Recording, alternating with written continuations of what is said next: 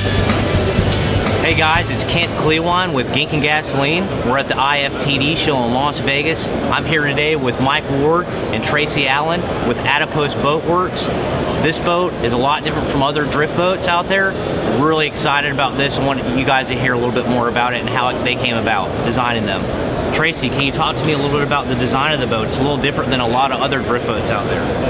Well, I came from North Carolina and I started guiding in the 80s in Montana in a traditional football-shaped boat, and at that point I saw the need to have something that's a little bit more usable platform for guys where the weight distribution was different, to be able to put someone heavier in the back of the boat and is usually the wife, the lighter person in the front, and still be able to row the boat and perform. So over the period of years, come up with the design and started building boats in the early 90s and progressed that through to the design we have today. So you got a really stable boat with this footprint and design on this boat, correct? Correct. It's not a tier shape. It's not a tier football shaped boat. The chines are more parallel, so it allows you to track, and when you let go of the oars, the boat's not going to spin. It's stable side to side. When you go, you can walk around in the boat, go net a fish off the corner, and you don't feel like the boat's going to roll out from under you. Oh, Mike, I know that you're really happy with the rowability of this boat, with the design. There's a lot of advantages with this design over the traditional teardrop shaped drift boat. Can you talk to us a little bit about that? Yeah, well, the first time I got in this boat was about 4 years ago.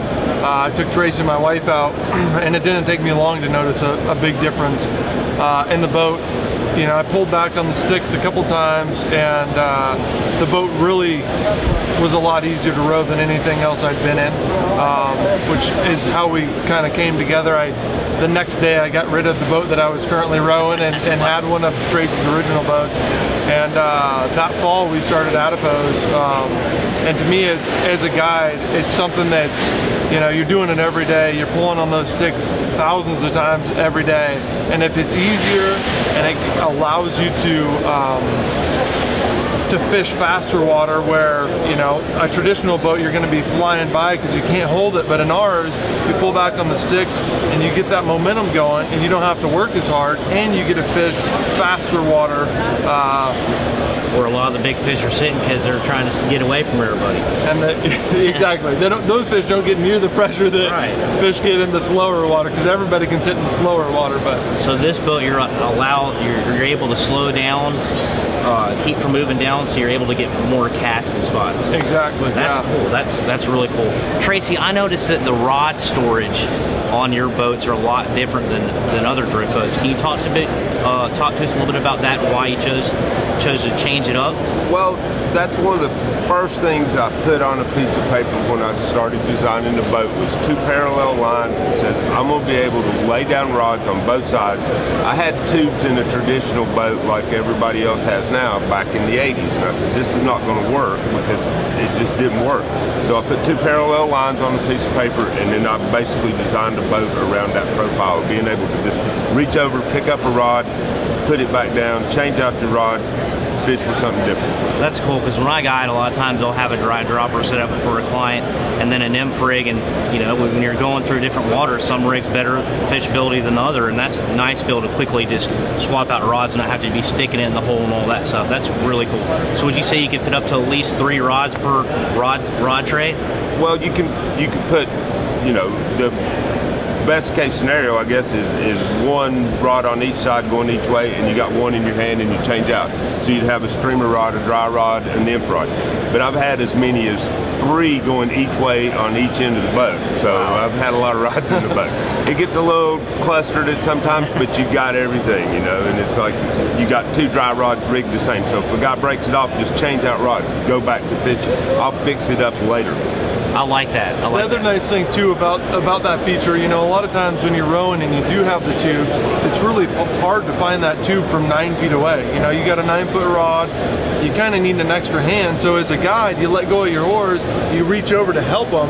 Whereas this, you just let your hand go for a second and you're right back to it. What about, can you talk to us a little bit about the adjustable seats and some of the other adjustable features you have in the boat that you don't see in other drift boats? Yeah, well, we've always been looking for new things to add and things that make sense. And the nice thing is that with Tracy and I combined, we've spent a lot of time in drift boats.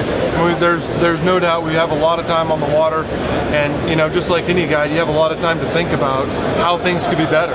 What things irritate me on a daily basis.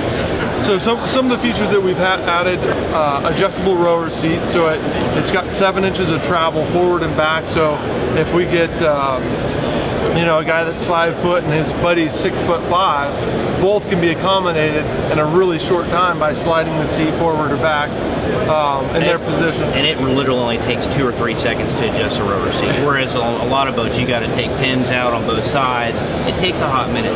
And your boat, it's just quick. Well, what about the angler seats? I noticed that the angler seats are adjustable. Yeah, that's something we added pretty early on.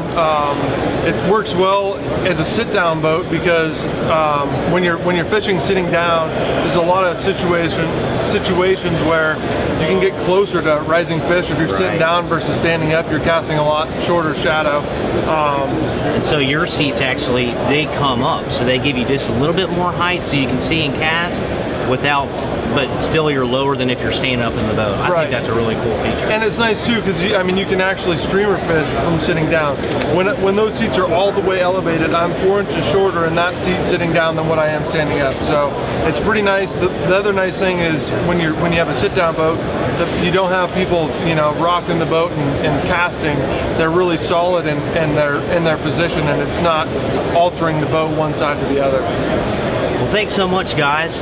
As you can see, Adipose Boat Works has some very cool and unique features. For more information about their products, please check out ginkandgasoline.com.